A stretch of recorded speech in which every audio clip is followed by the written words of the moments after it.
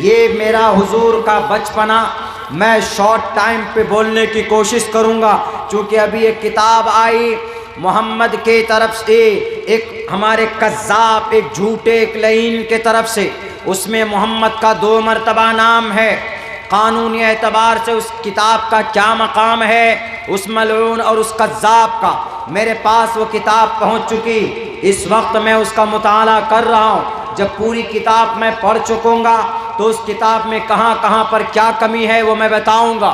اس میں انہوں نے اعتراض کیا محمد رسول اللہ کے معراج جانے پر اعتراض کیا کہ ایک انسان معراج کیسے جا سکتا ہے، معراج کا سفر کیسے کر سکتا ہے، پلک جھپکتے ہی وہ منٹوں سیکنڈوں میں کیسے جا سکتا۔ اس ملعون کو، اس نالائق کو پتہ ہی نہیں ہے کہ اللہ تبارک و تعالی، اللہ سبحانہ و تعالی do everything in the world because Allah made this world. Allah created the all creatures of the world. اللہ نے دنیا کو پیدا کیا۔ اللہ تبارک و تعالی سرو شکتیمان ہے، اللہ تبارک و تعالی قادر مطلق ہے، اور اللہ کیسے لے کر کے گئے، یہ اللہ تبارک و تعالی قادر ہے، قدرت رکھ سکتا۔ ایک سیکنڈ کیا، ایک سیکنڈ کا 100 حصہ کیجئے، اس 100 حصے میں بھی اللہ پوری دنیا کا سیر کرانے پر قادر ہے۔ اللہ کچھ بھی کر سکتا، وہ اللہ ہے، وہ مالک و مختار ہے، وہ پوری دنیا کا، پوری کائنات کا رکھوالا ہے۔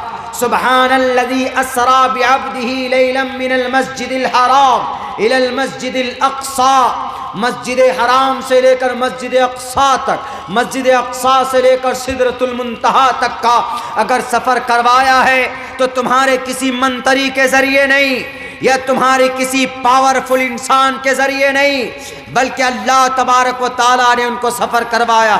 معراج کے سفر پر اعتراض، معراج کے سفر پر اعتراض، بتائیے کہ نبی کو کیسے 7واں آسمان معراج تک اور مسجد بیت الحرام سے لے کر بیت المقدس تک، یعنی مکہ المکرمہ سے لے کر فلسطین تک کیسے سیکنڈوں کے اندر وہ سفر کر دیا؟ میں تو کہتا ہوں کہ پوچھو اپنے ان گروؤں سے جن کے مٹھوں میں بیٹھ کر تم درس لیتے ہو، تمہارے دماغ میں بھوسا بھرا جاتا ہے۔ ان کی کتاب میں یہ بات کہی گئی، اشواشگ ماروہا، تیز رفتار بجلیوں سے بھی کہیں زیادہ رفتار ان کی سواری کی ہوگی۔ اشواشگ ماروہا دیو دتم جگت پتی اسینا سدودمن، اس طرح یس پرواہی، جو ان کی سواری اونٹنی کی ہوگی، ان کی سواری خچر کی ہوگی، ان کی سواری براق کی بھی ہوگی۔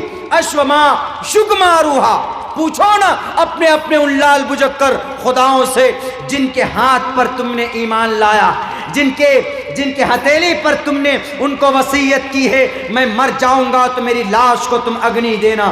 میں اس لیے زیادہ تذکرہ کر رہا ہوں اس کے بارے میں، ہم ان کا قلع قمع تو نہیں کر سکتے، ہم اس کا سر تن سے جدا تو نہیں کر سکتے، انڈین کانسٹیٹیوشن ہمیں پرمیشن نہیں دیتی، لیکن ان کے غلط عقیدوں کا نوارن کر سکتے ہیں، ہم بول سکتے ہیں، انہیں بتا سکتے۔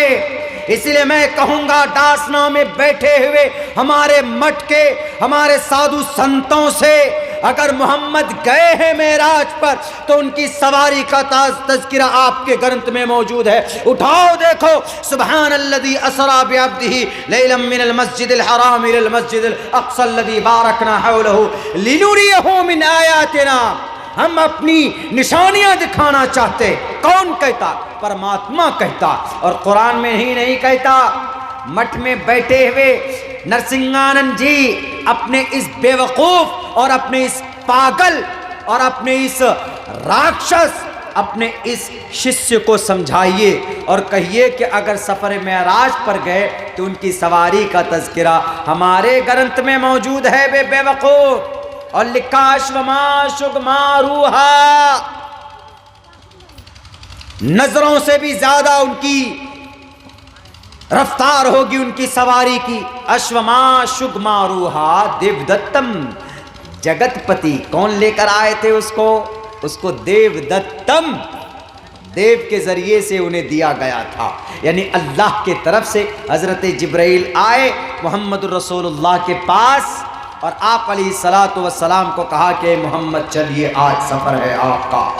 دیو دتم جگت پتی، قرآن سے تذکرہ نہیں، قرآن سے حوالہ نہیں دے رہا ہوں، بلکہ تمہارے ان خداؤں کی کتابوں سے حوالہ دے رہا ہوں جو آج بڑے شد و مت کے ساتھ بدنام کرنے لگے ہیں نبی کی پوتر زندگی کو۔ سب سے پہلا اعتراض ان کا اسی پر سفر معراج پر ہے، اس کتاب میں، اور اس کتاب میں پتہ کتنے 19 چیپٹر ہیں۔ 19 چیپٹر میں سے 2-3 چیپٹر اپنی تعریف میں لکھا ہے وہ بندہ، وہ ملعون، وہ مکذوب، وہ کذاب۔ اپنی تعریف میں کیا لکھتا ہے؟ میں I went to Saudi Arab when I used to work in Saudi Arab۔ جب ہم سعودی عرب میں کام کرتے تھے، جب ہم وہ انڈا کھاتے تھے، انڈا کھانے کا تذکرہ کتاب میں کیا، اور ہم اس کتاب کو اس لیے لکھ رہے ہیں۔ اس کا حوالہ کیا ہے؟ اس کا حوالہ یہ ہے کہ ہم نے اس کتاب کو ویب سائٹ سے لے کر، فیس بک سے، واٹس ایپ سے، ویب سائٹ سے لے کر ہم نے نالج جمع کیا، اور سب سے زیادہ جھوٹ بھرا ہوتا ہے تو فیس بک میں بھرا ہوتا ہے، سب سے زیادہ جھوٹ بھرا ہوتا ہے تو واٹس ایپ میں بھرا ہوتا ہے، سب سے زیادہ جھوٹ اگر کہیں پر بھرا ہوا ہوتا ہے تو وہ سب سے زیادہ جھوٹ کا پلیٹ فارم کوئی ہے تو سوشل میڈیا ہے آج کے زمانے میں۔ اس سوشل میڈیا کو پڑھ کر تم کیا بولے؟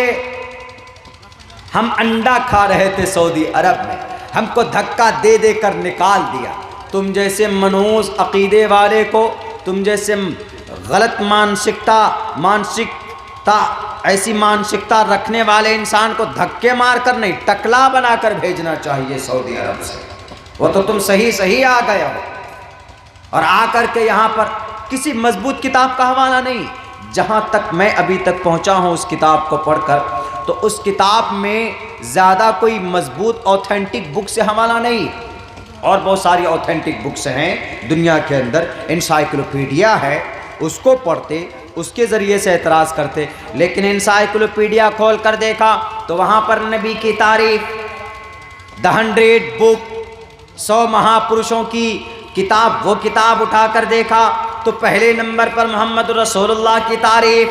لیکن چونکہ بات ہمارے نبی کی ہے، بات ہمارے قرآن کی، بولنا پڑے گا۔ اتنے سارے میڈیا والے بھائی صاحب آئے ہیں، بیٹھے ہیں، یہ کور کر رہے ہیں، تو کم سے کم ان کے ذریعے سے کچھ لوگوں تک صحیح پیغام چلا جائے۔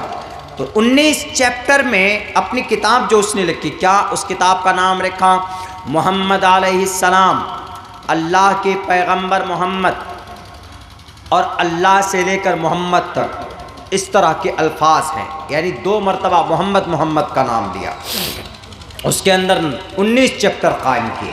19 چیپٹر میں سے سب سے پہلے چیپٹر میں 1 2 3 اپنی تعریف بھر دی کہ میں فلاں ہوں، میں فلاں ہوں، میں فلاں ہوں، اور حوالہ کیا دیا ہے ویب سائٹ کا، کوئی مضبوط اوتھینٹک بک کا بھی نہیں۔ ارے میں کہتا ہوں کہ اگر تم ویب سائٹ کو نہیں، تم انسائکلوپیڈیا دیکھتے تو ہمارے نبی کی صداقت، اور تم اگر اپنے شاستر کو دیکھتے، The 100 بک کو دیکھتے تو محمد رسول اللہ کی صداقت۔ بلکہ The 100 بک میں ایک بات لکھی ہے کرسچن رائٹر نے، اس کرسچن رائٹر نے دیکھا کہ ہم نے نوشیروان کی عدالت کو ہم نے دیکھا کہ نوشیروان عادل بادشاہ تھا، لیکن وہ بھی پکشپات کرتا تھا۔ ہم نے رستم اور اسفندیار کی طاقت کو، ہم نے ان کی پہلوانی کو بھی دیکھا، لیکن محمد رسول اللہ کی جب پہلوانی دیکھی تو ان کی پہلوانی ایک الگ تھی۔ کون سی کتاب میں؟ کرسچن یہ لکھتا ہے، اور یہ بھی لکھتا ہے کہ ہم نے بڑا فلسفے کو دیکھا، ہم نے سقراط کو دیکھا، ہم نے افلاطون کو دیکھا، اور ہم نے بڑے فلاسفر کو دیکھا، ماہر ارضیات کو، ماہر نباتات کو ہم نے دیکھا۔ لیکن جب ہم پہنچے ہیں، ہم نے سارے انبیاء کرام کو بھی پڑھا۔ انہوں نے پڑھا نوح علیہ السلام کی تاریخ انہوں نے ذکر کی، حضرت داؤد علیہ السلام کی تاریخ ذکر کی، حضرت داؤد کے بیٹے حضرت سلیمان علیہ السلام کی تاریخ اٹھا کر دیکھی، اور انہوں نے حضرت سلیمان علیہ السلام کی تاریخ میں سے ایک تاریخ، انہوں نے کہا کہ حضرت سلیمان علیہ السلام کتنے مہان تھے، اتنے مہان تھے کہ ہواؤں پر، جناتوں پر، تمام کے تمام مخلوقات پر ان کی حکومت تھی۔ یہ بات یاد رکھنا مسلمانوں، اس زمین پر 4 بادشاہ ایسے گزرے جن کی پوری دنیا میں حکومت رہی، سورج مشرق سے لے کر مغرب تک، شمال سے لے کر جنوب تک، اتر سے لے کر دکن تک، پورب سے لے کر پچھم تک، وہ 4 بادشاہ گزرے۔ ان 4 بادشاہوں میں سے 2 بادشاہ مسلمان تھے، 2 بادشاہ نون مسلم تھے، مشرک تھے۔ مسلمان بادشاہ میں سے ایک کا نام حضرت سلیمان علیہ السلام، جو نبی بھی اور رسول بھی تھے، انہوں نے ہی بیت المقدس کو وہاں پر اسٹیبل کیا تھا۔ حضرت داؤد کے بیٹے حضرت سلیمان علیہ السلام، پوری دنیا پر ان کی حکومت تھی، جنات پر بھی ان کی حکومت تھی، ہواؤں پر بھی ان کی حکومت تھی، جانوروں پر بھی ان کی حکومت تھی۔ اور دوسرا بادشاہ سکندر ذوالقرنین، جس نے دیوار چین کو بنایا، یاجوج ماجوج کو پاٹ دیا، اس دیوار کو بنایا۔ ابھی تک یہ مضبوط، یہ ثابت نہیں ہو پایا ہے کہ وہ دیوار کہاں پر ہے، لیکن وہ دیوار انہوں نے بنوائی۔ اللہ کا نیک بندہ تھا۔ قرآن کریم میں اصحاب کہف کے واقعے میں، سورہ کہف میں ان کا تذکرہ موجود ہے 16ویں پارے کے اندر۔ یسألونک عن ذی القرنین، یہودیوں نے 3 سوالات کیے نبی پاک علیہ الصلوۃ والسلام سے کہ روح کیا ہے، اصحاب کہف کون ہے، سکندر ذوالقرنین کون؟